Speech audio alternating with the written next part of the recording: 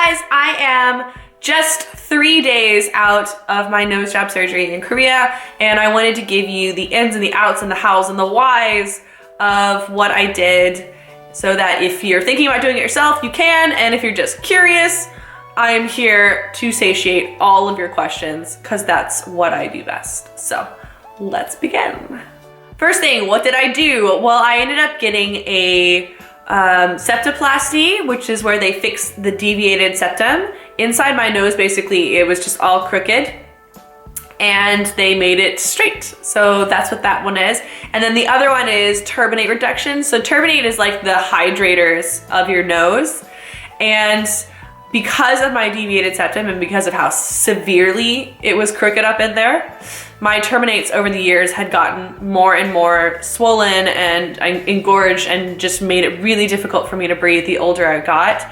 So they actually went in and like shaved them down and reduced them so that hopefully in the future, I'm not going to be eating food every single day and having my nose run constantly, which was my previous reality. So in general, why did I do this? I wanted to get this surgery for years, for decades almost. I can specifically remember as a child, when I was around 9 years old, I went through this period where I was having trouble breathing out of the right side of my nose, and sometimes I would be able to breathe out of it and sometimes I wouldn't.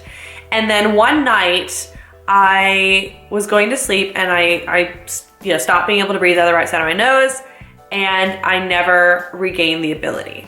And I specifically remember this as a child being like, why am I not able to breathe out of this? This is so weird. And then I had breathing problems for my nose ever since. So for example, when I sleep, I would have to sleep on my right side and I would push my head into the pillow and like force it forward because it would kind of open up this passage and let me breathe a little bit better. And that kind of became my reality, and that's how I would sleep every night, and I would still snore constantly. Like I just couldn't breathe out of my nose. Just period. Like if I was lucky on a good day, I'd be able to breathe out of the left side, and that was it. And I remember I went last year to do my first consultation to get the surgery done. And you have to see like a general practitioner first, and then they can refer you to an ear, nose, and throat doctor who can like officially say, yes, you need this. So I saw the general practitioner and he was like, yeah, I'll refer you, no problem. I go to the ENT specialist and he's like, oh my God. Like they had to do x-rays of your head, and he looked at it, took one look at it, and he was like, yeah, you're a candidate. Like your nose is all kinds of crooked and janky up in there. I can straighten it out. I can fix this. And I was like, okay, awesome. I actually talked to a few different hospitals, and I even called out some plastic surgeons in Gangnam, and I asked them like, hey, I know you guys do a lot of nose stuff. Do you also do deviated septum stuff? And to their credit, they were really honest with me, and they're like, actually, honestly, we do a lot of nose stuff, but it's usually for looks and it's not for function. So if you're trying to improve your breathing, I would suggest you go to just like a normal hospital. And if you want your nose to look, better, then you can come to us. And for me, actually, this surgery was not about changing the outward look of my nose. And in fact, it shouldn't be changed when all the swelling goes down, because right now it's still quite swollen. But it should look the same because all they did was they went inside. They didn't mess around too much with the outside or the bone or anything. And I like that because as a kid, like I didn't really like my nose because it's quite big and distinctive, and it's, bony and pokey, and I got made fun of for it and stuff like that. But the older I got, the more I realized that it's a very distinctive trait in my family, and I didn't want to, for the sake of improving my breathing, I didn't necessarily want to not fit in with my family anymore. Like as I've gotten older, I've learned to really like my nose, and I think it fits my face really well. So that was actually something when I saw the ENT specialist and we talked about getting this surgery, that I was like, please assure me that my nose is gonna look pretty similar to how it looks now. And he was like, yeah, it's gonna look the same. And I was like, okay, green light. Let's fix this. So I ended up going to Yonsei Severance Hospital because they have an international clinic. And while I do speak some Korean, my doctors and medical terms are not that great. And also on top of that, when it comes to messing around with surgery and your face and your health, I would rather talk to somebody who speaks my language just in case. So that's why I did that. It is a little bit more expensive, but the surgeon that I had was really, really experienced, and they were specifically in it to improve my breathing. So I felt like for the sake of a little bit of extra cash, I had a much better chance of having the exact result that I wanted. So that was like an easy choice for me. They scheduled me for another series of tests like a month later so that they could just check everything. And I went in and they did like the typical tests. They did blood test, urine test. They did an EKG, which is where you basically feel like they're trying to jumpstart you like a car. Like they put these little clips on your fingers and on your toes, and then they put suction cups like on your chest and just kind of like send an electrical signal through you or something just to make sure that your heart works and everything. That felt really weird, but it was really short. And then they went into more of my breathing. I would have to like plug one nostril and they would put a tube and push air through the nostril and see how it arcs within my nasal canal. And then they did that with the other side and they repeated it over and over to see how the air was flowing and how they could fix it, which I thought was really cool. And it made me feel really secure that these guys were serious about helping me breathe at night. So I felt really happy about that. And then they also made me do this marker sniff test. So basically I had to like sit in a room and they gave me a bunch of different markers and I had to tell which marker had a different scent, or of the 3 markers, which marker has a scent. And some of them were more strongly scented than others. And I actually had a really hard time doing this test. You have to like plug one nostril and you do the test with your left nostril, and then you do the other nostril with this one plugged. And I have no idea how well I did or how well I didn't do, but I know that my translator, who was like sitting next to me, she, at one point I had to smell a fish marker. And even she was like, oh my God, that is so strong. Like, wow, I just got a whiff of that. And I was like, I'm sorry, but it doesn't trouble me too much because I can't really smell that much to begin with. So for the actual procedure, I had to come in the day before, then I would spend the night, do the surgery, spend the night again, spend one more night, and then I would leave the 3rd day. And I thought that was kind of weird because when I was reading about the surgery online, a lot of people say that it's an outpatient procedure, that you just go in and do the procedure and then leave, and then you just come back every once in a while. But they wanted me to stay in the hospital. And I was like, well, that's kind of weird. I feel like they're just trying to like take extra money from me, like as an excuse. But at that point, I'd already, like the ball was rolling. So I was like, I'm just gonna do this, whatever. And I'm kind of glad that I did. So I went in the night before, they took my blood pressure, they checked my ear and temperature and said like, you know, okay, you're good to go. And the doctor came to me that night at around 9 p.m. and explained what he was gonna do. He's like, look, we're gonna go in, we're gonna take out a piece of your cartilage and bone up in there. We're gonna sew up the rest of it so that your nose can straighten out. We're gonna reduce the turbines so that you're not like constantly drooling all the time with your nose. And that's gonna be it, and it should look the same and everything should be fine. And I was like, okay, good talk. Cool. And he's like, oh, and by the way, I'm gonna be sending a guy over to trim your nose hairs. Bye. And I was like, what? So a guy comes and he's like, all right, lean back. And he goes in with like scissors and just literally like trims all of my little nose hairs, which was really awkward and weird. And at one point he like kind of snipped my skin and I was like, ow. He's like, I'm so sorry. I mean, he didn't snip it hard, like he didn't cut it, but it was just, I was like, oh, that's a very sensitive area of my face, and you just almost cut it with scissors. But yeah, so that got done, and then I went to sleep. I chose to be in the 5-person room because it was cheaper, but I did realize that night that it was really loud in there, and there were like other kids in there and other patients, and I had a hard time sleeping that night.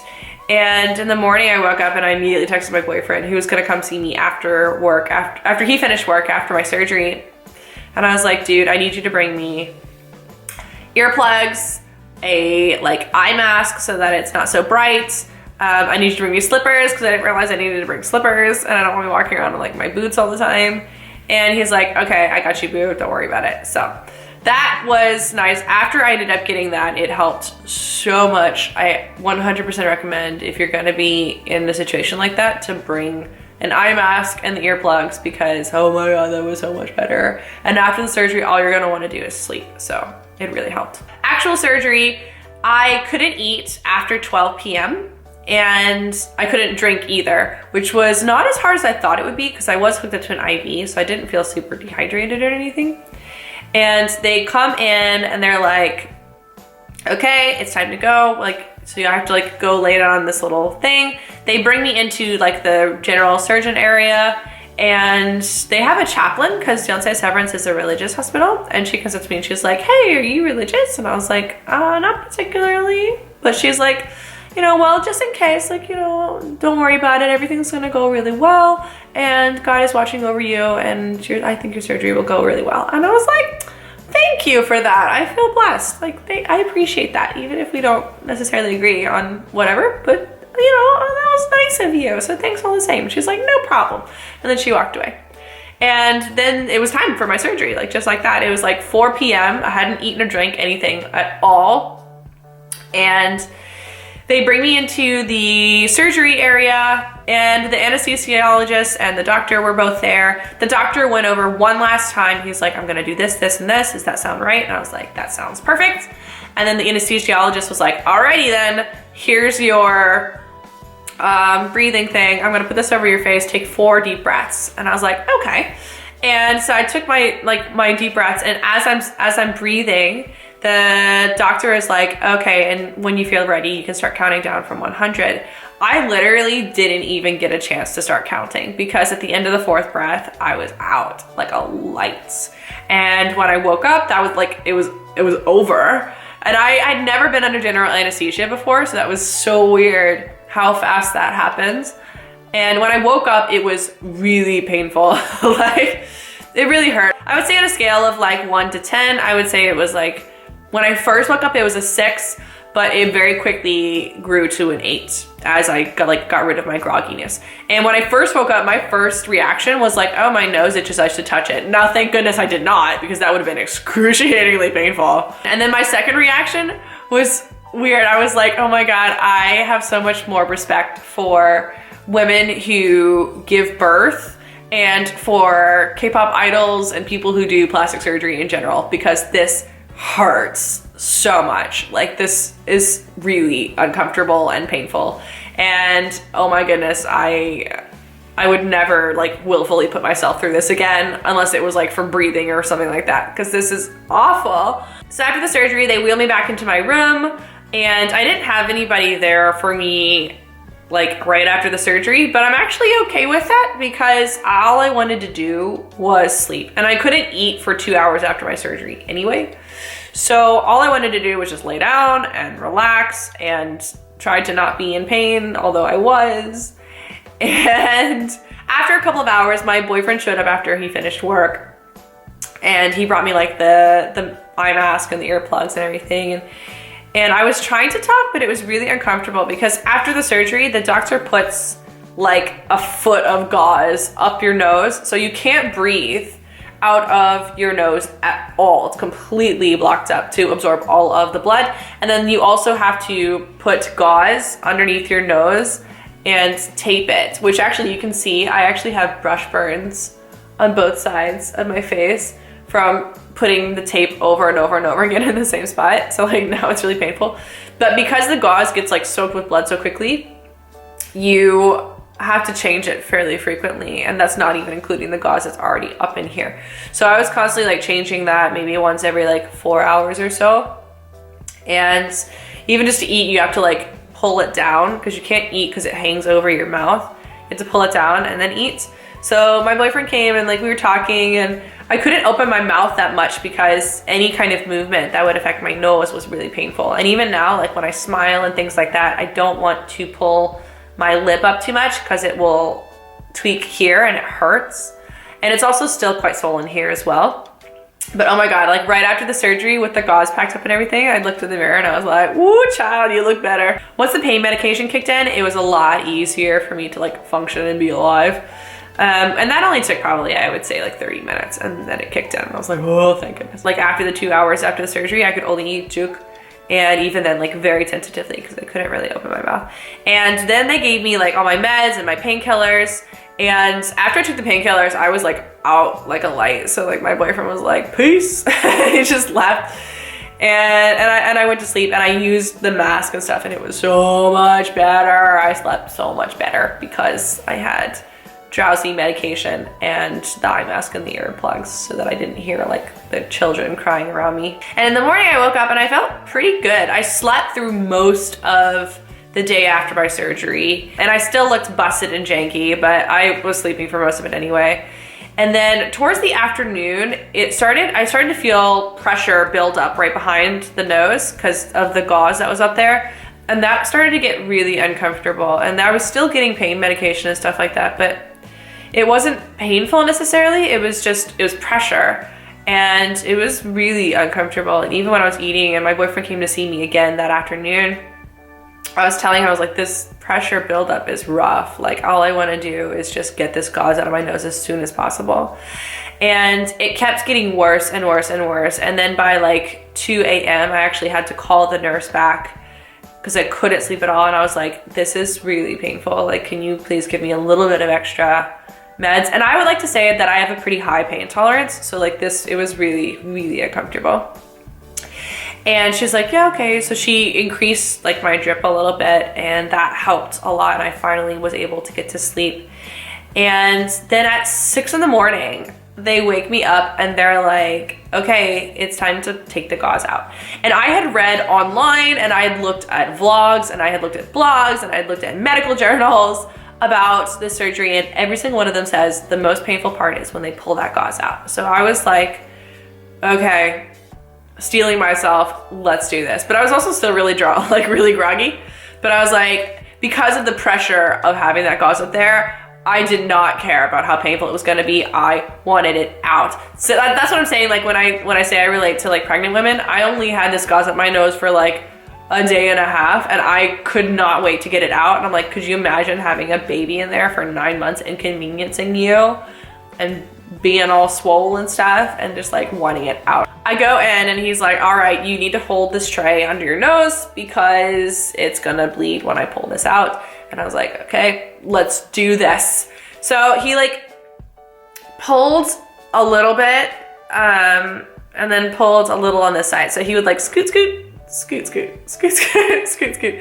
And it was actually not as painful as I thought it would be. And I wondered if maybe I lucked out because I asked the nurse for extra pain medication like 4 hours before. So maybe like my senses were extra dulled, so it made it a lot easier for me. But for me, it was more like, and this is gonna sound really gross and gruesome, but ladies, y'all know, like pulling out kind of like a tampon, or like a slightly dry tampon.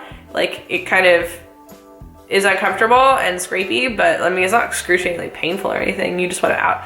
And the only thing was I just kept coughing because it was obviously like, this thing is like this long and it's all the way up in your nasal cavity. So like, it's really uncomfortable when he's pulling on these little things. So I was like coughing, and there's like tears streaming down my eyes. And I'm just like, oh my God, get it out, get it out, get it out. And he finishes basically pulling out the left one, and he leaves the other one in because he wants to like clean this one out. And in my head, I'm like, no, take them both out. I don't care if there's blood everywhere, and I'm like, Carrie, just take them out. But he goes in with the suction thing, and he like gets all the blood clots and kind of scrapes along, which was also really uncomfortable, but I did not care. And then he finally pulled the other one, and he did the same thing. And I was like, oh my God, this is so good. Like, what? Because you can actually breathe at that point.